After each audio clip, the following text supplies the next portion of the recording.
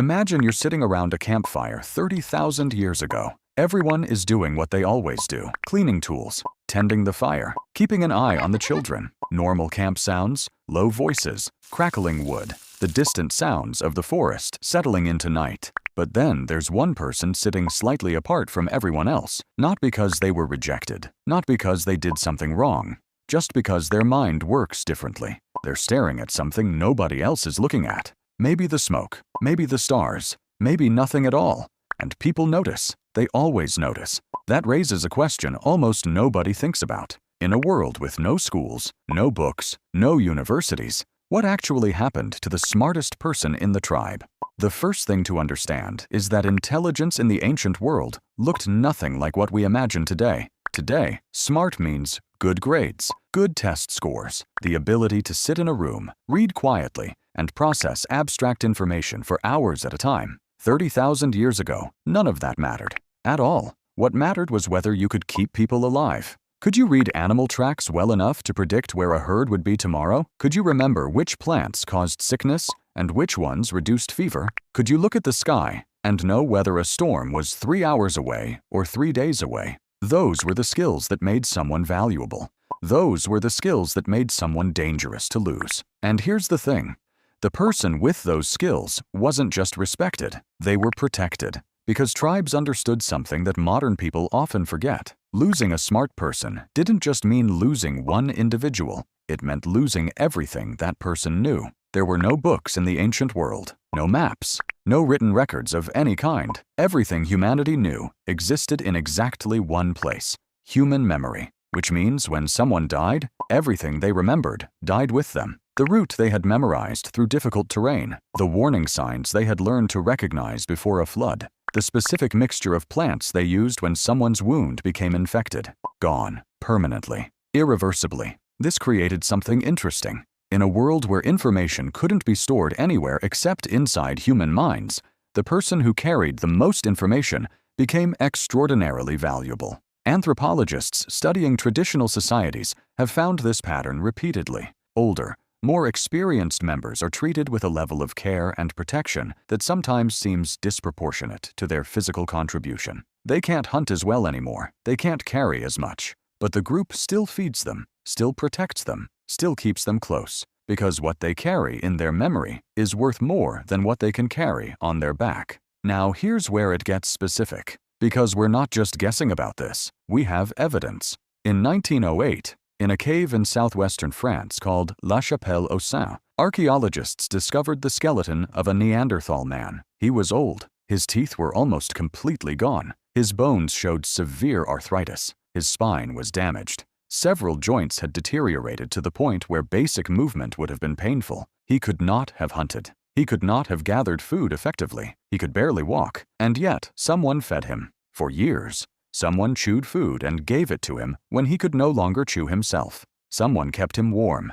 Someone made sure he survived long past the point where he was physically useful to anyone. Why? The easy answer is compassion. And compassion was probably part of it. But there's another possibility that scientists have started taking more seriously. Maybe this old, broken, nearly immobile individual knew something the group couldn't afford to lose. Maybe he had survived things nobody else had survived. Maybe his memory contained information the tribe needed more than they needed another hunter. Maybe keeping him alive was practical. That changes how you think about ancient humans completely. They weren't just surviving day to day. They were investing in knowledge, protecting it, feeding it, even when that knowledge was stored inside a body that could no longer do anything else. But intelligence created a problem too. And this is the part most people don't expect. Tribes were deeply suspicious of individuals who stood out too much. Think about what a small group actually needs to survive. Cooperation, shared effort, everyone pulling in the same direction. The moment one person starts believing they're more important than the group,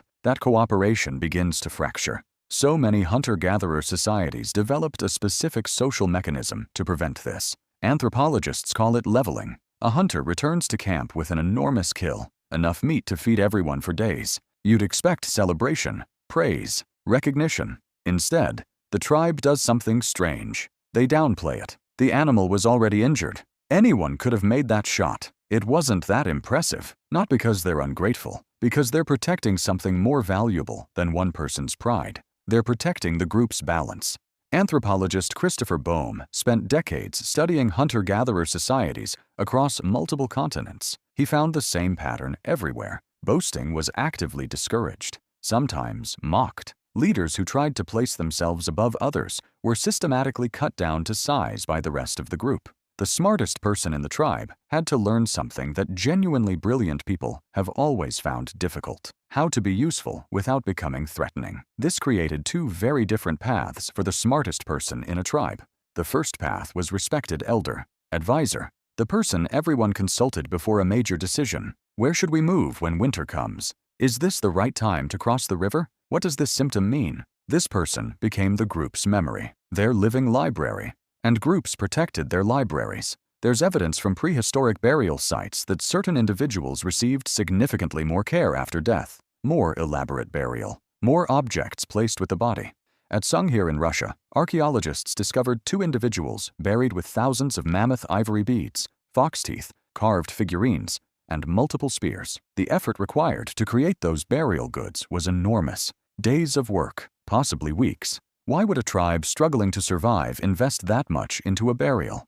Because some deaths weren't just personal losses, they were community losses. The elaborate burial wasn't just grief, it was acknowledgement.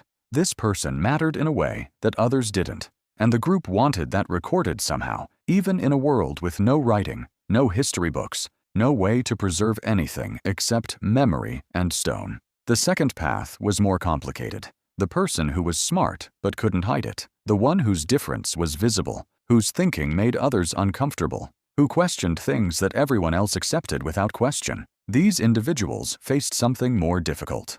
Not violence necessarily, not immediate rejection, something quieter, a slow cooling, conversations that became slightly shorter, invitations that came slightly less often, the feeling of being included but not quite belonging, because in a tribe of 40 people, being different is visible. There's nowhere to disappear, no city crowd to blend into, no online community of people who think like you. Just 40 people, every single day, for your entire life. And if your mind works in a way that makes those 40 people slightly uncomfortable, that discomfort never goes away. It accumulates, quietly, over months and years.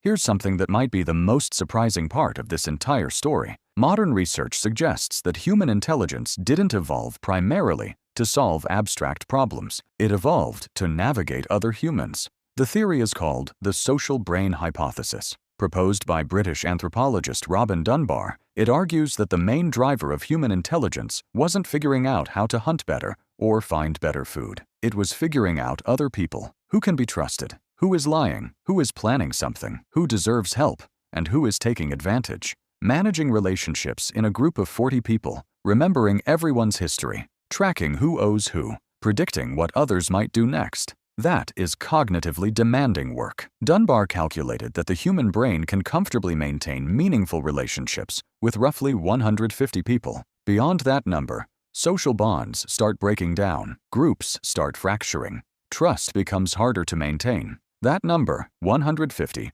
appears again and again throughout human history. Ancient villages, Roman military units, modern company divisions, church congregations. The same number keeps appearing because our brains were built for it, which means the smartest person in the tribe wasn't necessarily the best hunter or the best healer. They were probably the best reader of people, the one who knew before the argument started that something was wrong, the one who could smooth tension between two people before it became dangerous, the one who understood that keeping 40 people working together was a more complex problem than any individual task any of them performed. There's one more thing that happened to the smartest person in some tribes that almost nobody talks about. Sometimes they became the most feared person in the group, not because they were violent, not because they threatened anyone, because they knew things. In many traditional societies, the line between knowledge and power was invisible. The person who understood medicinal plants also understood which plants could kill. The person who knew how to read weather patterns also knew things others didn't. The person with an unusual mind was sometimes seen as having access to something beyond ordinary experience. Shamans, healers, seers. These roles appear across almost every traditional culture that has ever existed. And while the specific beliefs varied dramatically, the pattern was remarkably consistent. Certain individuals with unusual minds occupied a specific position in the group. Neither fully inside nor fully outside, respected and slightly feared at the same time, useful and unsettling, which is a strange combination, but one that ancient humans seem to have found a way to accommodate, because the alternative, losing that mind entirely, was worse. So what actually happened to them? If they played the role correctly, they thrived, they were consulted, they were protected, they were listened to. Their intelligence showed up not as showing off, but as useful knowledge delivered at the right moment. The warning given before the group made a bad decision. The memory shared before the group took a dangerous route. The skill demonstrated quietly, without fanfare, in a way that helped everyone.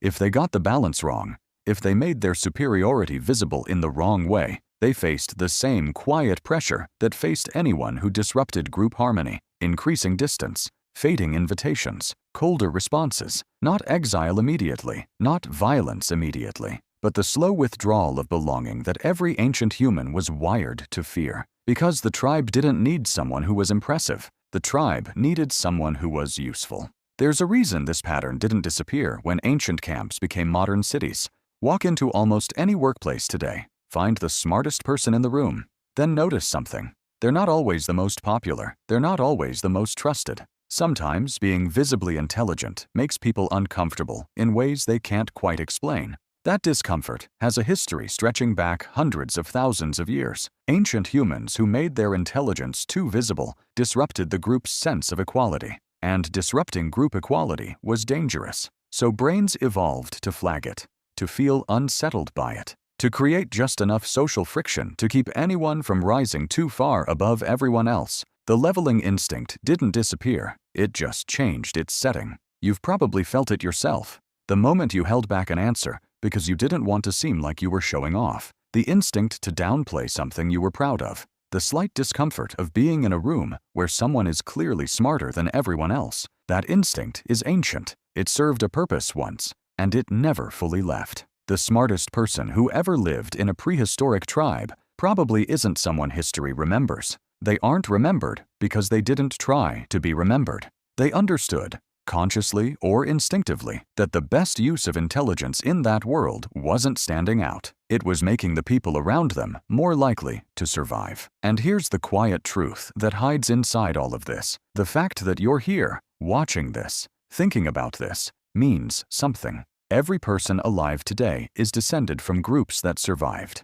Groups that found food, avoided predators, made it through winters that should have killed them, and raised children who lived long enough to do the same. Those groups survived because of the hunters, because of the gatherers, because of the parents who kept children alive against impossible odds. But they also survived because of the person sitting slightly apart from the fire, the one whose mind worked differently, the one who noticed things others missed, the one who remembered what others forgot, the one who was useful in a way that couldn't be easily replaced. That person is part of your history too, which might be the most intelligent thing anyone has ever done. Hello friends, thank you for watching this video till the end. Let me know in the comment section which part of the video you like the most, and also suggest us the next topic for the video that you want. Thank you again, my family.